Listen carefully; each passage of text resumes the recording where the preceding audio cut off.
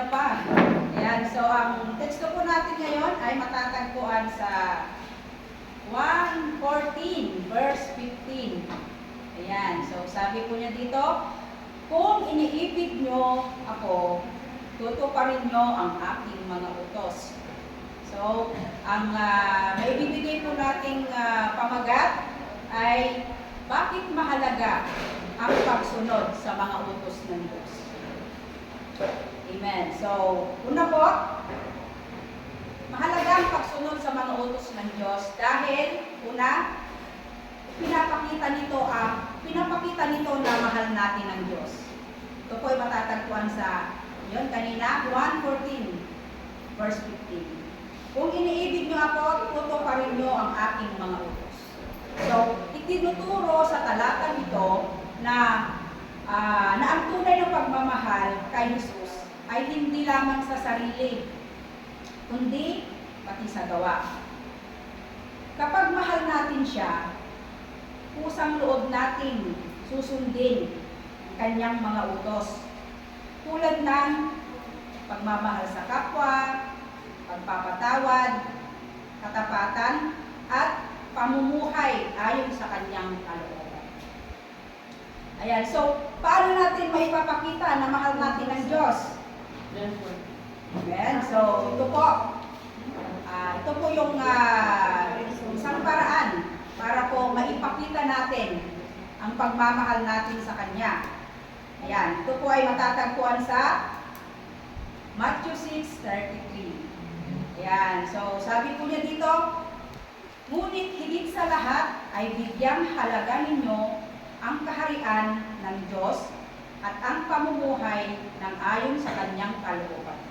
At ibibigay niya sa inyo ang lahat ng mga bagay na ito. So, anong ibig sabihin nito mga kapatid? Ayan, maipapakita natin ito na mahal natin ang Diyos kung inuunan natin siya. Amen? Amen. Kailan? Sa araw ng linggo. O, diba mga kapatid? Kung inuunan natin siya sa araw ng linggo, maipapakita natin na mahal natin ang Diyos. So ano pa? Ngayon, yung prayer meeting. Diba? Inuunan natin si Lord. So, kaya yan, maipapakita natin na mahal natin ang ating Panginoon. Inuunan natin ang Panginoon kaysa sa ibang bagay. Amen? So, yun po yung una. Dahil ipinapakita nito na mahal natin ang Diyos.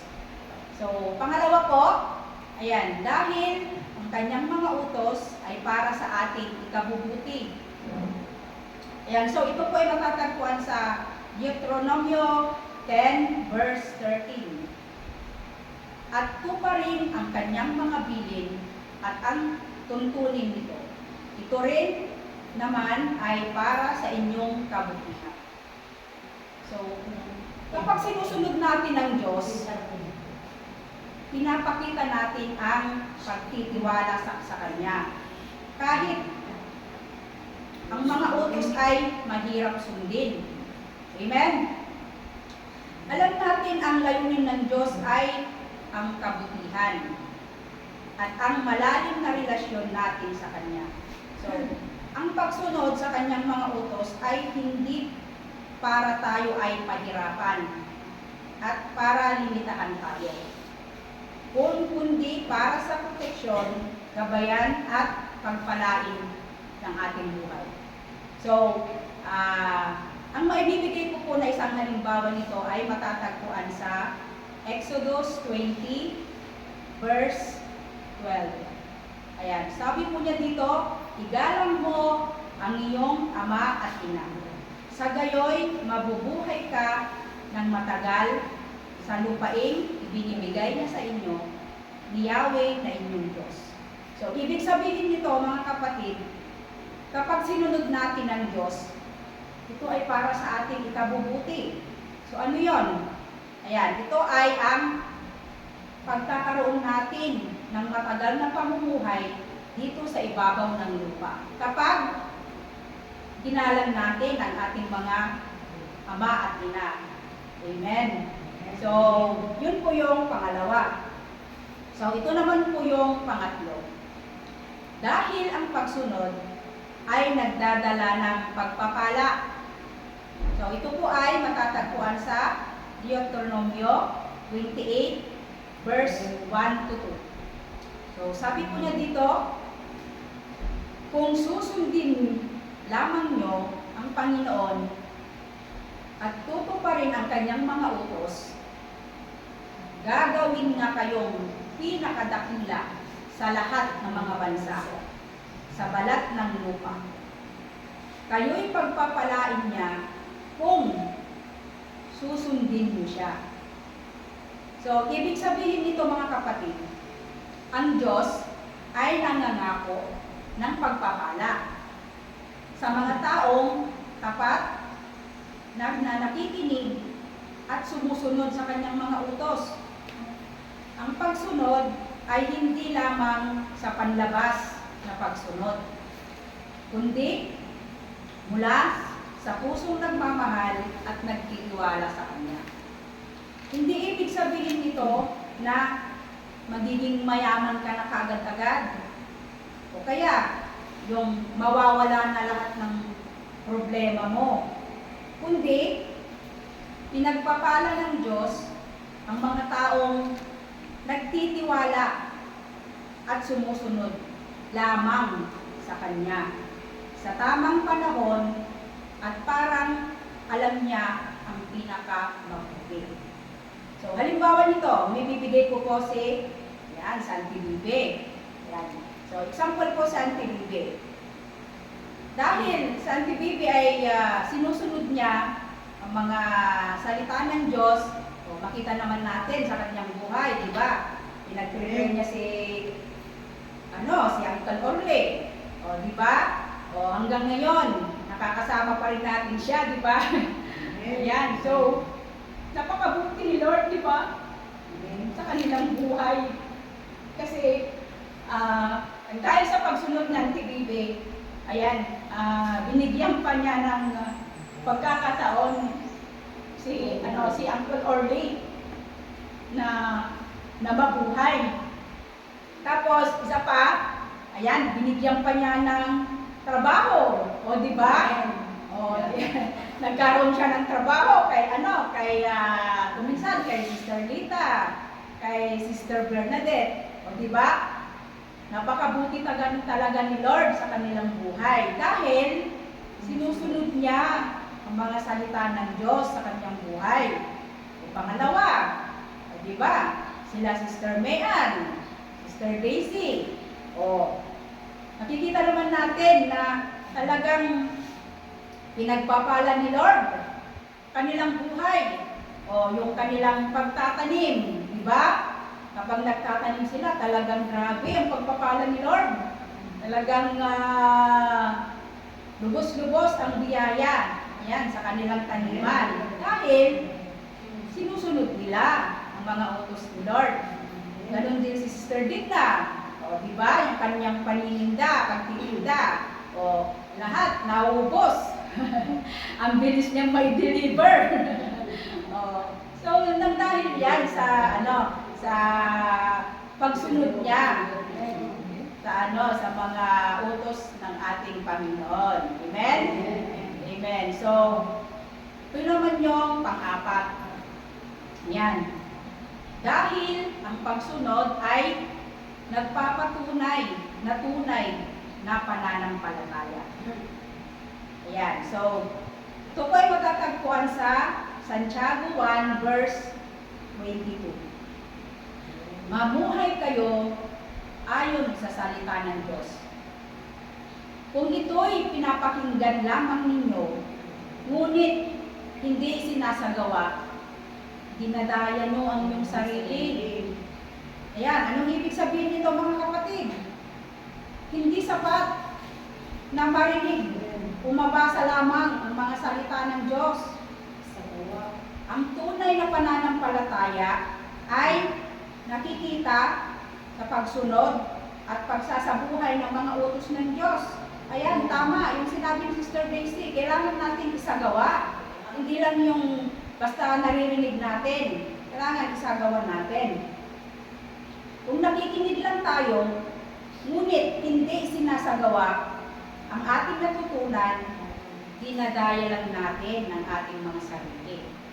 Halimbawa nito, yan. So, may bibigay kong halimbawa nito ay tungkol sa pagpapatawad. Ayan. Kung alam mong dapat kang magpatawad, ngunit patuloy kang nagtatanim ng galit, narinig mo lang ang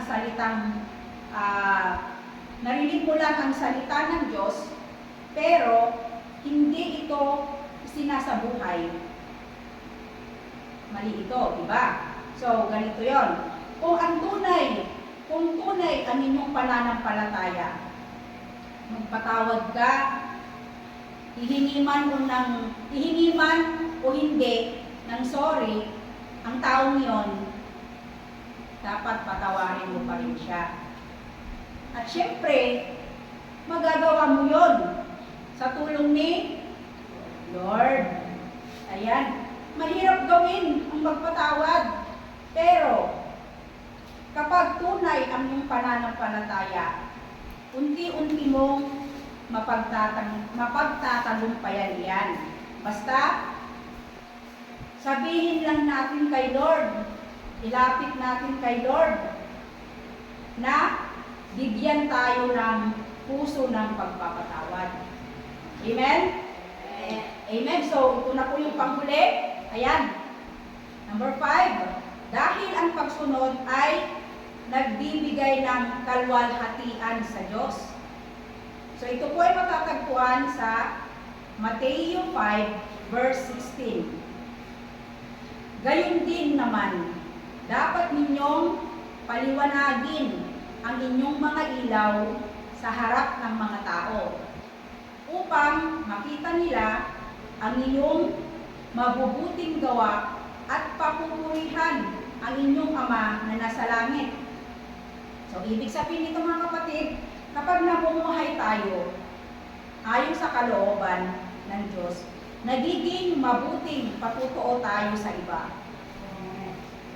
Ang ilaw ay tumutukoy sa pamumuhay ng isang mamamayan, mananampalataya.